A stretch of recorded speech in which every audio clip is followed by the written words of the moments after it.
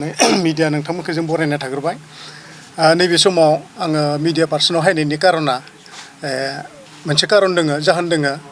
बेनो जाबाय जोंनि बे 36 हरिसिंगा समष्टियाव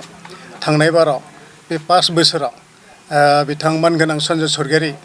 बिथांखौ रायजो राजाफ्रा अननानै आरो जोंफोर गोबां खस्थ' खालामनानै मावख्रुबनानै बिथांखौ एमसिएलए हिसाबै जोङो बाहायनायमोन आरो दोनदोंमोन नाथाय नैबे टाइमावहा जोङो मास मोनथामसोनि उननिफ्राय बा बोसोरनै बोसोरथामनि उननिफ्राय बिथांनि जिथु आसार आखु मानसिफोरा बिखौ पसन्द जानाय बिदि मोनाखै जिहेतु बिथाङा सासे रागा खरा बिदि आरो सासे माने एसे माने मानसिफोरखौ गावनो माने इनसाल्ट खालामबाय थायो दा बिदि हिसाबै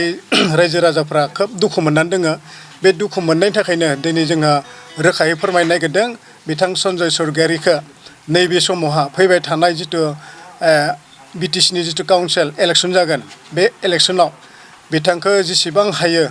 दोनथ'नाया खोब मोजां जागोन आरो जुदि दोनथ'नो हायाब्ला आंनि फारसेथिंनिफ्राय बिथांखौ गुबुन समष्टियाव हरनायाबो माने साबसिन जागोन होननानै आं फोरमायदों जिहेतु बिथांखौ लाखिनो गोसो दङब्ला जा बिथां प्रमद बर' सार बिथाङाबो जुदि बिथांखौ लाखिनो इच्ছা दङब्ला बिथांखौ गुबुन जायगायाव शिफ्ट खालामना हो अब्लाबो जों गोजोननाय थागोन नाथाय जोंनि बे हरिसिंगा समष्टियाव बिथांनि थाखाय रायजो राजाफ्रा गुबुन गुबुन जायगाफ्राव गुबुन गुबुन हानजाफोराव थांनो थाखाय गोबारै माने थांखि लानाय दङ जोंनियावहा बिदि खोब गासैबो माने मिथिहोनानै दङ जुदि सन्जय सरगयारी हायोब्ला बे गाबोन सबनायानो जोंनि रायजो राजाफ्रा गुबुन गुबुन हानजायावहा माने बाहागो लानाय बा जइन जानाय बे खोथाया माने सम्पुर्ण रोखा बेखौ जोङो स्वीकार खालामदों बेखायनो जों दुखु फोरमायदों जाहाथे हरिसिंगा समष्टिया जाहाथे थालाङा बा हारिनानै थालाङा बा गुबुननि आखायाव जाहाथे थाङा जों बेखौ रैखाथि होबाय थादों रायजो राजाफोरखौ जोङो बुजायबाय थादों नैबे खेबसेनि थाखाय जोङो गुबुन सासे गोदान बेक्ति माने लाबोनो थाखाय जोङो खावलायदों फारियैनो आं मिथिनो मोननाय बायदिब्ला निउसाव मिथिनो मोननाय बायदिब्ला साब्रै बेक्ति मोनबाय थादों बिथांमोनानो जाबाय लिटुन दैमारि हेमन दैमारि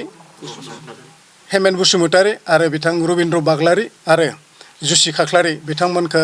जों खोनाबाय थादों बिथांमोननि साब्रैनि गेजेराव सासे मोनोब्ला रायजो राजाफ्रा गासैबो गनायगोन गासैबो माने रोखा बिथांनि सायाव माने बिथांमोननि सायावहा फोथायनाय दङ बेखायनो खावलायनाय थादों जों रायजो जानानै दिनैनि प्रेसनि गेजेरजों सासे मोजां बेक्ति साननो हानाय माने रायजो राजाफोरजों मिलायनो हानाय खौरां बाथ्राफ्रा मिलायनो हानाय गोसोफ्रा हान्थि बा गोसोफ्रा मोजां बेबायदि बेक्तिखौ जोङो सायख'दों आरो जों बिथांमोननि गेजेरावनो जोङो 100% जोङो फोथायनाय दङ बिथांमोना हायोब्ला बिथांमोननि गेजेराव सासे फैयोब्लानो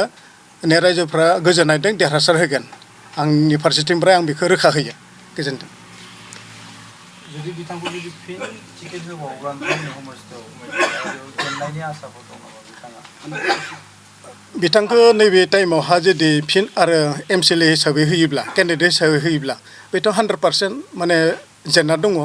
दानि नैबे टाइमावनो जों मोनखाना दङ जेननाया खिन्थु मोनसे खौरां जायफोरा वार्कार हिसाबै दङ प्राय 3-4 हाजारसो बिथांजों थानो हागौ जों बेखौ फोथायदों खिन्थु रायजो राजाफ्रा खिन्थु बिथांजों लोगोसे थानाया माने दिनै रोखा जादों थाया माने सम्पुर्ण माने रायजो राजाफ्रा बेखौ गारनानै दङ আমি প্রেস মিট দিয়ার কারণ হল আমার হরিসিংহা সমষ্টির যিজন আগৰ প্ৰতিনিধি আছিলে সেই প্ৰতিনিধিৰ কথাই বেছিকৈ আমি উল্লেখ পাই আছোঁ আমি ইমান অনুনয় বিনয় কৰা স্বত্তেও আজিলৈকে আমি ভাল এটা ফলাফল এতিয়ালৈকে পোৱা নাই তো মই বিশেষকৈ অনুৰোধ জনাম আমাৰ চিফ ছাৰলৈকে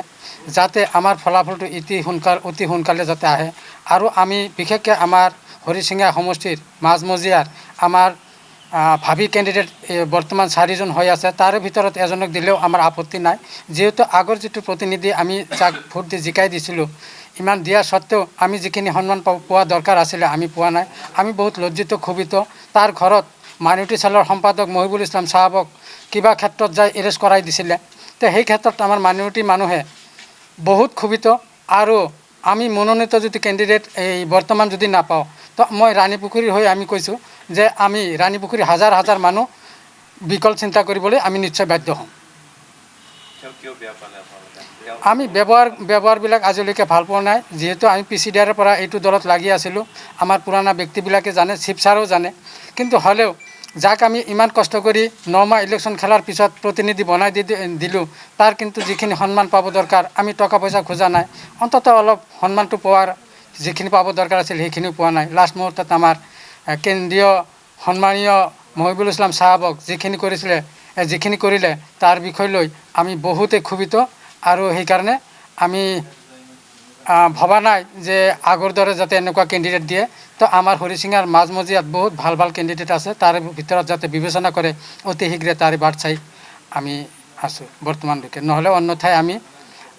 হাজাৰ হাজাৰ মানুহ আমি বেলেগ চিন্তা কৰিবলৈ নিশ্চয় বাধ্য হ'ম बाय आं 32 नं हरिसिङा समष्टिनि जानानै बुंनो नागिरदों थांनाय 2020 मायथाइयाव इपिपिएल जानानै आङो बिथां सन्जय सिरगिरि जानानै आं फोसावदिंदोंमोन बे फोसावनायाव जों गोबां रायजोनि खहारि मोनदोंमोन आरो गोबां जोङो रायजो राजानिफ्राय जों सापर्ट मोनदोंमोन नाथाय बिथाङा दिनै देरहालांनायनि उनाव जोंनि रायजो राजानि लुबैनाय बायदि जेबो खामानि मावासै आरो बिथांनि जा बुंनाय बियो मोनसेबो जाफुङासै बेखायनो रायजो राजा एबा जोंनि हरिसिङा समष्टिनि रायजो राजा गोबां खुद्रिनाय दङ आरो बे समाव जों रायजो राजाया लुबैदों जे जाहाथे जोंनि हरिसिङा समष्टिनि बेन्दोङाव थानाय जायखिजाया सासे बिजाथिखौ जोंनि स्वयं बिटिआरनि चिफ प्रमद सारा हरनांगौ बेनो जों खावलायनाय आरो बिथांनि जा आखल आखु बुंनाय बायदिसिना रायजोफोरखौ रायना हरनाय बायदिसिना बुंनानै होखारहरनाय बे बाथ्राखौ रायजोफोरा जोंनि सिगाङाव बुंदों बेखायनो जाहाथे शिव सारा खोनासङो जोंनि खावलायनायखौ रायजोनि लुबैनाय बायदि जाहाथे गोदान बिजाथि हरो जों बेखौनो खावलायबाय हरिसिङा समष्टिनि जानानै खुलुमबाय जों